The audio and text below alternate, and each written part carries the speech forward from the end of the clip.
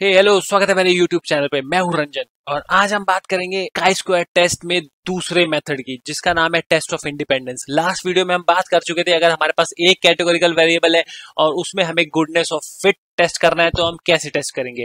और इस वाली वीडियो में हम बात करेंगे test of independence. Test of independence होता है जब हमारे पास दो कैटेगोरिकल वेरिएबल होते हैं, एक्स और वाई। इसमें क्या है, ये वाला इससे कोरिलेटेड है या नहीं है। जब ये बढ़ रहा है तो ये बढ़ रहा है या नहीं बढ़ रहा है, जब ये बढ़ रहा है तो ये घट रहा है या नहीं घट रहा। तो हमें ये चेक करना पड़ता है कि ये आपस में कोरिलेटेड है या नहीं है। अब इसकी दो रिक्वायरमेंट भी हो सकती है। मान लो एक हमारे पास इनपुट है और एक हमारे पास आउटपुट है। तो हम ये हमारा एक्स है, ये हमारा वाई है। तो हमें चेक करना है कि जब ये बढ़ रहा है तो इस पे कोई इसका रिलेशन आ रहा है या नहीं आ रहा है। एक तो हमारे पास ये होता है, इसमें हमें चाहिए होता है कि हमारे पास रिलेशन आना चाहिए। अब दूसरा होता है जब हमारे पास काफी सारे मल्टीपल इंडिपेंडेंट वेरिएबल्स हो, x2 x3, तो हमारे पास एक मल्टी कोलिनियरिटी का कंसेप्ट आता है कि ये आपस में ज्यादा कोरिलेटेड नहीं होने चाहिए, क्योंकि अगर ये आपस में कोरिलेटेड होंगे तो हमें पता ही नहीं चलेगा जो हमारा वाई बढ़ रहा है वो हमारा इससे बढ़ रहा है, इससे बढ़ रहा है या इससे बढ़ रहा है। तो हमें यहाँ पे टेस्ट ऑफ इंडिपेंडेंस हमें दो चीजों में काम करने के आता है। तो टेस्ट ऑफ इंडिपेंडेंस हमें दो चीजें टेस्ट करता है, एक ये वाली और एक ये वाली। इसमें क्या चेक करता है कि ये जो सारे आपस में वेरिएबल्स हैं ये आपस में कोरिलेटेड है या नहीं है, इनका आपस में कोई कोरिलेशन है या नहीं है। यहाँ पे हमारे पास कोरिलेशन नहीं होना चाहिए इनपुट के बीच में, और यहाँ पे हमारा इनपुट और आउटपुट के बीच में होना चाहिए। तो ये दो चीजें टेस्ट करते हैं। मैं आपको यहाँ पे एक बढ़िया सा एग्जांपल लेके समझाता हूँ। अभी तक गुडनेस ऑफ फिट टेस्ट में हमें कंटिंजेंसी टेबल की जरूरत नहीं पड़ी थी, बट यहाँ पे हमें कंटिंजेंसी टेबल की जरूरत पड़ती है। अब कंटिंजेंसी टेबल क्या होती है, इसको हम कहते हैं क्रॉस टैब या क्रॉस टैबुलेशन मैट्रिक्स। इन दो चीजों के नाम से भी इसको जानते हैं।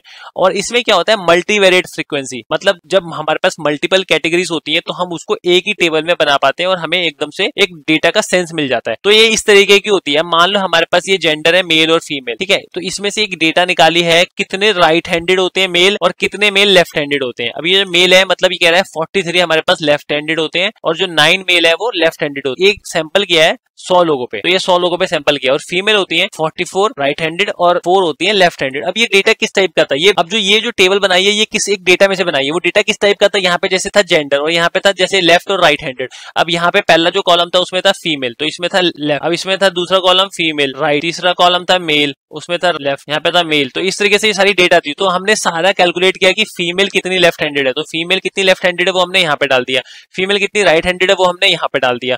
तो ये सारी फ्रीक्वेंसी होती है। तो हमेशा याद रखना है, हमें जो कंटिंजेंसी टेबल होती है इसमें सिर्फ फ्रीक्वेंसी होती है कि वो चीजें कितनी बार काउंट आई हैं, वो कितनी चीजें अकर हुई हैं, वो चीजें कितनी बार। इसीलिए हम इसको कहते हैं कंटिंजेंसी टेबल। और ये हमें फ्रीक्वेंसी ही दिखाती है। हमको याद रखना है कि ये एक नंबर ऑफ काउंट दिखा रहा है, क्योंकि कैटेगोरिकल में हमारे पास काउंट ही कर सकते हैं हम कैटेगोरिकल वेरिएबल के केस में। अब यहाँ पे आप देखोगे दोनों कैटेगोरिकल वेरिएबल, तो यहाँ पे ये 2 से ज्यादा भी हो सकते थे और ये भी 2 से ज्यादा भी हो सकते। ये सर्वे, रिसर्च, बिजनेस इंटेलिजेंस, इंजीनियरिंग और साइंटिफिक रिसर्च में कंटिंजेंसी टेबल बहुत ज्यादा यूज होती है। दूसरा एग्जांपल है, यहाँ पे मैंने एक तरीके का दिखाया है कि ब्लू कॉलर, व्हाइट कॉलर और नो कॉलर जॉब कितने हैं। तो ये कैटेगरी एक डिवाइड कर रखा है, ए में इतने हैं, बी में इतने। अब यहाँ पे आप देखोगे यहाँ पे 3 कैटेगरी है और यहाँ पे 4 कैटेगरी है। तो यहाँ पे कंटिंजेंसी टेबल होती है वो कितने में भी हो सकती है। और जो ये वाला होता है ये टोटल होता है, यहाँ का टोटल और यहाँ का टोटल। अब जब भी हमें जो इंडिपेंडेंस ऑफ वेरिएबल्स चेक करना है काई स्क्वायर से, तो उसके लिए हमारे पास ये 6 स्टेप्स हैं। तो मैं आपको बता देता हूँ। पहला स्टेप होता है कि हमें यहाँ पे भी अल्फा वैल्यू हमें हर जगह गिवन ही होती है। तो हमने यहाँ पे 0.05 कंसीडर कर लिया है। तो सबसे पहले हम इसमें क्या करेंगे, नल हाइपोथेसिस और अल्टरनेट हाइपोथेसिस डिफाइन कर लेंगे, एज्यूम कर लेंगे। उसके बाद हम कंटिंजेंसी टेबल बनाएंगे, उसके बाद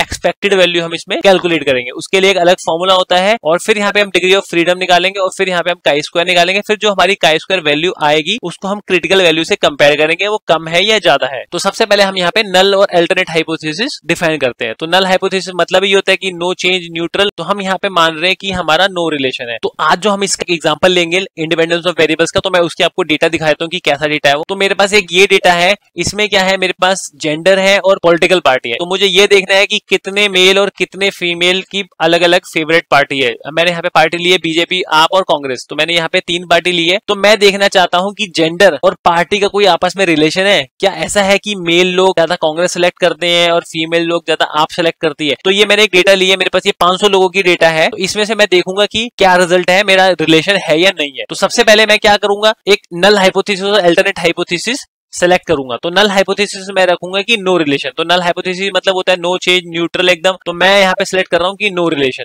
जेंडर और फेवरेट रूलिंग पार्टी का कोई रिलेशन आपस में नहीं है। अगर यहाँ पे मेरी chi square value less than आ गई, जो चार्ट से वैल्यू आई है, तो मैं नल हाइपोथेसिस को रिजेक्ट नहीं कर सकता। ये मैंने आपको गुडनेस ऑफ फिट में भी बताया था, तो वही सेम एग्जांपल है यहाँ पे।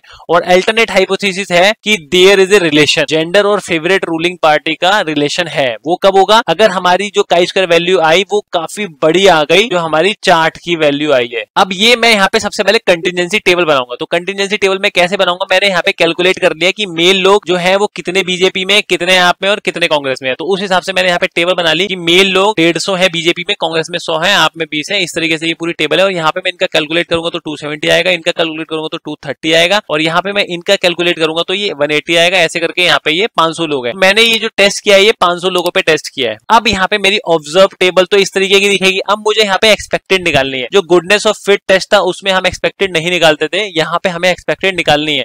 अब हमें यहाँ पे सारी टेबल भरनी है। एक्सपेक्टेड का यहाँ पे एक फॉर्मूला होता है, वो फॉर्मूला होता है ये एक्सपेक्टेड इक्वल टू जो टोटल ऑफ रोज है, टोटल ऑफ कॉलम्स है, और एन हो गया हमारे पास जो हम टोटल सम ले रहे हैं, जो जितने पे सम कर रहे हैं। अब यहाँ पे हमारा 500 है, तो हमें ये वाली चीज निकालनी है सबसे पहले। तो हम यहाँ पे क्या करेंगे? यहाँ पे फॉर्मूला लगाएंगे कि यहाँ पे कह रहा है रोज इंटू कॉलम। तो हमारे पास यहाँ पे टोटल रोज कितनी है? 180। ये हमारी हो गई 180। तो हमें इसका इंटरसेक्शन लेना है। जैसे मैं आपको एक आसान याद करने का तरीका बताऊं। जैसे हमें यहाँ पे ये वाली वैल्यू निकाल, तो हम यहाँ पे क्या करेंगे? इसका इंटरसेक्शन देखेंगे, ये यहाँ पे कहाँ पे जा रहा है? यहाँ पे। और ये यहाँ पे कहाँ पे जा रहा है?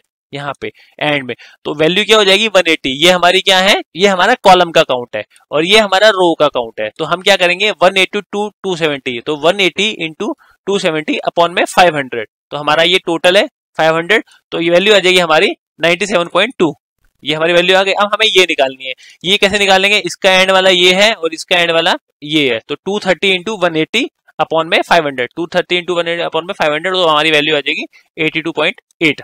अब इन दोनों का टोटल करेंगे तो हमेशा ये 180 के बराबर ही आएगा। अब हमें ये सारी वैल्यू निकालनी है। ये भी हम इसी तरीके से निकालेंगे। जैसे हमें ये वैल्यू निकालनी है तो इसका ये, तो 120 इंटू 270 अपॉन में 500 हो जाएगा। तो हमारे पास जो टेबल आ जाएगी वो इस तरीके से आ जाएगी। अब हमारे पास ऑब्जर्व भी आ गई, अब हमारे पास एक्सपेक्टेड भी आ गई। अब हम यहाँ निकालेंगे डिग्री ऑफ फ्रीडम, क्योंकि हमारे उस स्टेप में था डिग्री ऑफ फ्रीडम निकालनी है। तो डिग्री ऑफ फ्रीडम निकालने का फॉर्मूला यहाँ पे होता है। वहां पे क्या होता था? Category -1, number of category -1। यहाँ पे होता है हमारे पास रोज -1, कॉलम्स -1। तो हमारी वैल्यू क्या आ जाएगी? रोज -1, 2 -1, कॉलम 3 -1। तो हमारी जो डिग्री ऑफ फ्रीडम आ जाएगी 2 आ जाएगी। तो हमें याद रखना है डिग्री ऑफ फ्रीडम हमारी 2 आ गई। अब हमारे पास जो काई स्क्वायर का फॉर्मूला होता है वो मैंने आपको बताया था, ऑब्जर्व माइनस एक्सपेक्टेड होता है और अपॉन में एक्सपेक्टेड होता है, इसका स्क्वायर होता है पाई स्क्वायर। तो हम ये किस तरीके से निकालेंगे? ये सबमिशन है, हमें सबके लिए निकालनी है। हमें यहाँ के लिए भी निकालनी है, यहाँ के लिए भी, यहाँ के लिए भी, यहाँ के लिए भी, सबके लिए निकालनी है, और फिर सबको प्लस कर देना है। तो हम ये किस तरीके से निकालेंगे? अब हमें यहाँ के लिए निकालनी है, तो हम क्या करेंगे? 150 माइनस 97। तो हमने क्या लिखा है? 150 माइनस 97 और उसका स्क्वायर अपॉन में 97। एक्सपेक्टेड क्या है हमारी? 97। इस तरीके से हमारी क्या हो जाएगी? 30 माइनस 83 अपॉन में 83, 30 माइनस 83 अपॉन में 83, इसका स्क्वायर। तो इसका सबका स्क्वायर कर देंगे, और जब हम इसका स्क्वायर करेंगे हमारी वैल्यू आएगी ये, और फिर आएगी हमारी वैल्यू ये। सबकी कैलकुलेशन कर देंगे, हमारी जो वैल्यू आ जाएगी ये हमारी जो है ये है हमारी कैलकुलेटेड काई स्क्वायर की वैल्यू 259.79। तो हमारी ये वैल्यू आ गई 259.79, और जो हमारी डिग्री ऑफ फ्रीडम है वो है हमारी 2, और अल्फा हमारी कितना है जो हमने पहले लिया था? ये हमारा सिग्निफिकेंस लेवल है 0.05। अब जो हमारी क्रिटिकल वैल्यू निकली है वो हमारी निकली है 5.99। कैसे निकली है? हमारी जो अल्फा वैल्यू थी 0.05 और डिग्री ऑफ फ्रीडम थी हमारी 2, तो हम यहाँ पे देखेंगे ये आ रहा है 5.91 और ये आ रहा है हमारा 5.99, और जो हमारी वैल्यू आई है वो हमारी आई है काफी बड़ी इससे। तो हमने क्या नल हाइपोथेसिस रखा था कि अगर हमारी काई स्क्वायर वैल्यू लेस देन आएगी। अब काई स्क्वायर वैल्यू हमारी कितनी आई है? 259 आई है, और हमारी जो ये वैल्यू है वो है 5.99, तो ये लेस देन नहीं है। तो हम मान लेंगे कि हम इसको रिजेक्ट कर देंगे, रिलेशन है तो हम इसको एक्सेप्ट कर लेंगे। तो हम अल्टरनेट हाइपोथेसिस को एक्सेप्ट कर लेंगे। तो ये थी काई स्क्वायर वैल्यू के पीछे जो थ्योरी है, काई स्क्वायर कैसे काम करता है। अगली वीडियो में हम बात करेंगे कि काई स्क्वायर को पाइथन में कैसे इंप्लीमेंट कर। So that's all in this particular video.